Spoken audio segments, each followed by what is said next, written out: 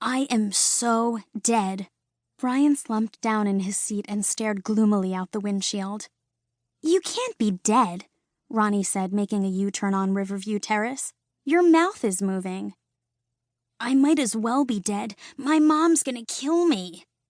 I doubt it. Mothers rarely kill their sons. Brian looked at Roni.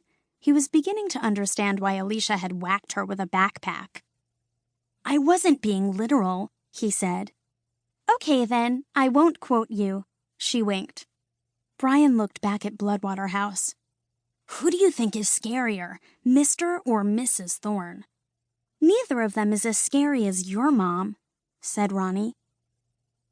Roni had been ordered to drive Brian home after his mother's quiet explosion outside the Bloodwater house. Amazing how his mother could do that. Get really quiet and at the same time scare the liver out of you. She had told him in no uncertain terms to get his sorry butt home. Roni said, I'm just kidding. Your mom is a good connection. You wouldn't say that if you were connected to her, Brian said. At least not when she's mad like that. She doesn't seem so bad. So, were you adopted or what? Brian was startled. It was obvious to anyone who had met his parents that he was adopted, but almost nobody came right out and asked. Why do you ask? He asked. Because your mom doesn't look like you. What are you, Chinese? Vietnamese? Thai?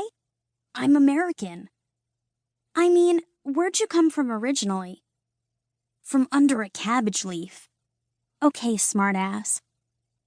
To his own surprise, Brian didn't mind her calling him smartass. The way she said it made it sound okay. Actually, I'm from South Korea, he said. Cool, South Korea. Do you like your parents? He shrugged. They're okay, I guess. I know what you mean. I only have one, my mom, Nick. You call your mom Nick? Yeah, I started doing it one day and she liked it. She's pretty cool, except when she's on the warpath. Where's your dad? Good question. All I got from him was my middle name. What is it? Roni didn't say anything for a couple of seconds, then shrugged and said, Quigley. Petronella Quigley Delicata. And if you ever tell anyone, I'll be forced to kill you. I am being literal. Your secret is safe with me. Good. So, will you help me? Help you? Yeah. Find out what your mom knows about Alicia's abduction. She doesn't like to talk about her work, Brian said. You just have to know how to ask the right questions. When they reached Highway 61, Brian said, My house is up that way. He pointed to the left. Roni turned right. Hey, where are we going? He asked. Look, Brian, we have a common agenda here. We're both kicked out of school and we're both grounded. Sometimes the best thing to do is lay low and be good for a while. But sometimes you just have to charge ahead, you know what I mean? Not really. I think there's another way out of this mess. At least for me. We conduct our own investigation. We? You and me. You could be a big help.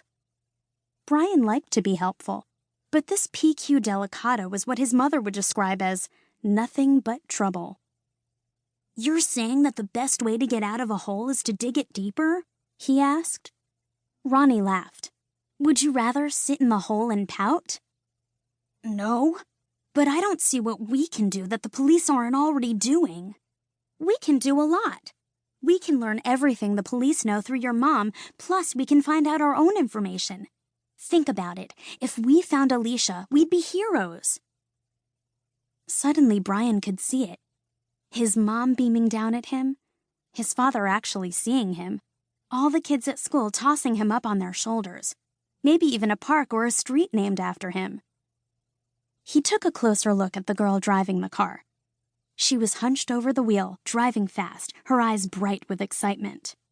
Did he want to get mixed up with some crazy girl reporter, middle name Quigley, chasing after dangerous kidnappers?